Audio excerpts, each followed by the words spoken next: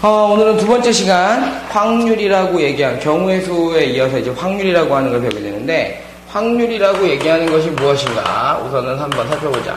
확률이라고 얘기하는 것은 원래 정확하게 얘기하자면 그러니까 어떤 같은 그 행동을 무한히 반복하고 있을 때, 그지? 어떤 사건이, 그러니까 행동에 대한 어떤 결과가 일정한 값에 도달하는 상태의 그 값을 우리가 확률이라고 얘기하는데, 무한히 많이 반복할 수는 없잖아. 그래서 우리가 요즘에는 확률을 구하는 것을 이제 방법 자체를 확률이라고 얘기하는 거를 이렇게 한단 말이야. 어떤 사건, 그러니까 어떤 행동을 하게 되면, 얘들아, 어떤 행동을 하게 되면 사건이 일어나게 되지, 그지? 그 사건에 대해서 하나하나를 다 셀 수 있는 거. 즉, 일어날 수 있는, 얘들아, 이렇게 세다 보면 경우의 수가 나오잖아. 그랬을 때, 전체 경우의 수분에, 잘 봐. 전체 경우의 수분에 우리가 선택할 수 있는 사건들이 있단 말이야. 특정한 사건, 그지? 특정한 사건의 경우의 수라고 얘기를 하는데, 선생님은 이렇게 표시하고 싶어. 경우의 수만이, 전체 경우의 수분의 어떤 특정 사건의 경우의 수만 확률이냐? 아니야.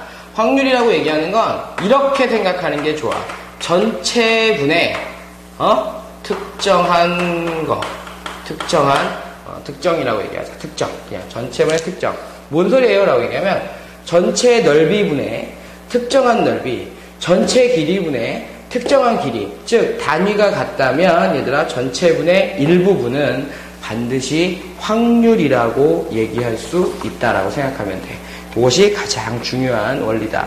그러면 우리가 이제 보통 보게 되면 얘들아, 확률을 구할 때 대부분의 학생들이 지금까지 경우의 수를 구하게 되면 이런 특정한 사건에 대한 경우의 수는 다 구할 수 있어.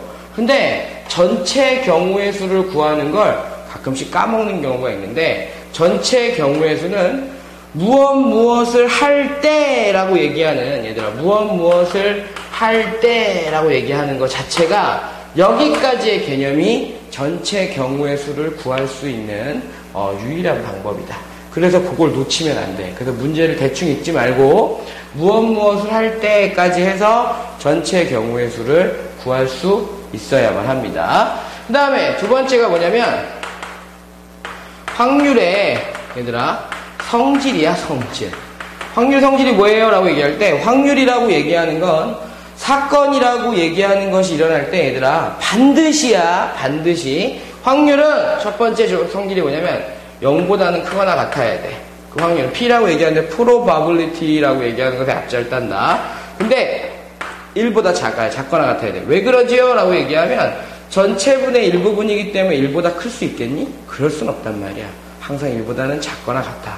그러면 언제가 1이고 언제가 0입니까? 라고 얘기할 때 P 값이 0, 즉 확률이 0이 되는 건 절대로 일어나지 않는다는 거야. 절대로 일어나지 않는다 라고 얘기하면 돼. 그 다음에 P가 1이라는 건 반드시 일어난다지. 반드시 일어난다 라고 얘기하면 된다. 이런 경우가 있어요? 라고 얘기할 때, 잘 봐봐. P 값이 0인 경우에는 이렇게 생각하면 되겠지. 야, 주사위를 던졌는데 8의 눈이 나와. 안 나와? 주사위는 1부터 6까지밖에 없잖아. 그러면 6분에 나올 수 없으니까 0이라고 얘기해서 확률이 0이 될 수 있어. 그럼 반드시 일어난다는 건 뭐야? 얘들아, 이런 거 생각해봐. 야, 이게 주머니 안에 파란 구슬이 한 5개 있어. 내가 한 개를 뽑을 거거든. 한 개를 뽑는데 걔가 파란 구슬일 확률이면, 전체가 5가지인데 전부 다 파란색이잖아. 그럼 당연히 반드시 일어나는 1이라고 얘기하면 된다. 그 다음에 확률의 성질이라고 하는 걸 배우고 나면 뭘 배우냐면 이런 걸 배우고 여사건의 확률이라고 얘기하는데, 여사건이라고 얘기하는 건 얘들아, 경우의 수도 그렇고, 그러니까 특히 이제 확률 같은 경우는 집합하고 연관성이 되게 많아. 근데 여사건이라고 하는 건 얘들 배워봤잖아. 아니, 안 배웠는데요? 여집합 배웠잖아. 그지? A의 여집합이 무슨 소리야? A의 여집합이 전체에서 A집합을 뺀 나머지잖아. 그지? 벤 다이어그램으로 표시하면 전체 집합이 있을 때 A집합이 이렇게 있다? 그럼 나머지가 다 뭐야? A의 여집합이었잖아. 그러면 여사건의 확률이라고 얘기하면 우리가 P자를 써가지고 PA의 여집합이라고 얘기하거든? 그건 뭔데요? 그러면 전체에서 PA를 뺀다라는 개념인데, 잘 생각해봐. 확률이 전체가 된다라는 말은, 얘들아, 확률이 전체가 된다라는 말은 반드시 일어난다라는 거지. 그랬을 때 PA를 빼면 된다라고 얘기하면 돼. 그럼 여기서 확인할 수 있는 게 있대. 뭐가 확인할 수 있냐면 PA의 여집합하고 PA는, 그러니까 일어날 확률과 일어나지 않을 확률이지, 그지? 두 개를 더하면 반드시 얼마 나온다? 1 나온다 라고 얘기하면 돼.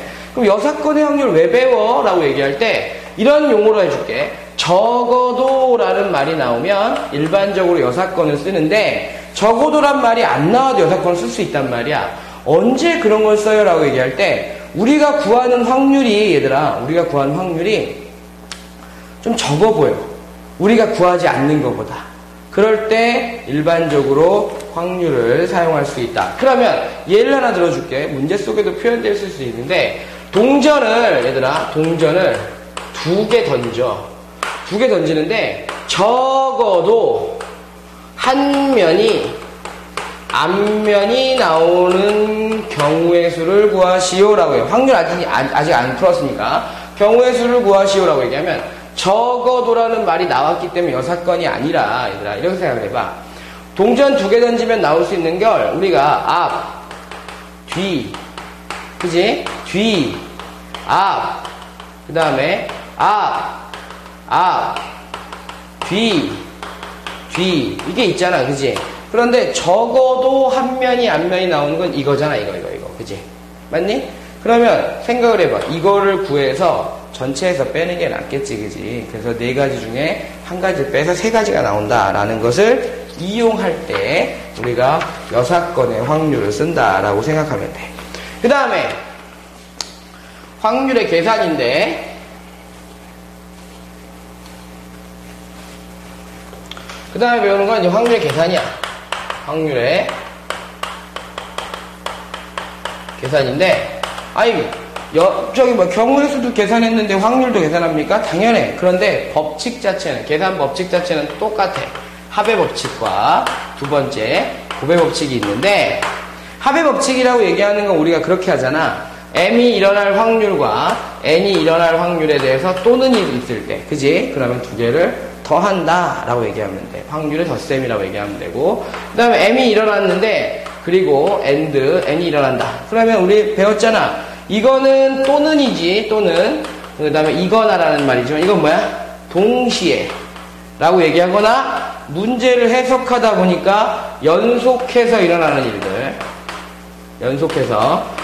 일들에 대해선 2개를 확률을 곱한다 라고 생각을 하면 됩니다. 그래서 확률끼리 PM이라고 할까? PM 경우의 수 더하기 PN이라고 얘기하면 되고, 이거는 PM 곱하기 PN이다 라고 얘기하면 된다 라고 생각하면 되겠어요.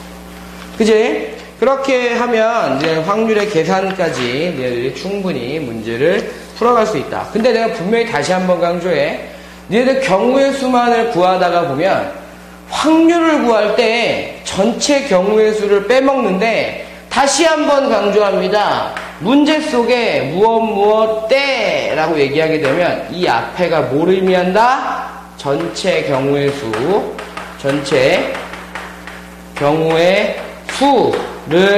의미하고 있다라는 걸 놓치지 않아야만 합니다. 그래서 문제를 한번 풀어보도록 합시다.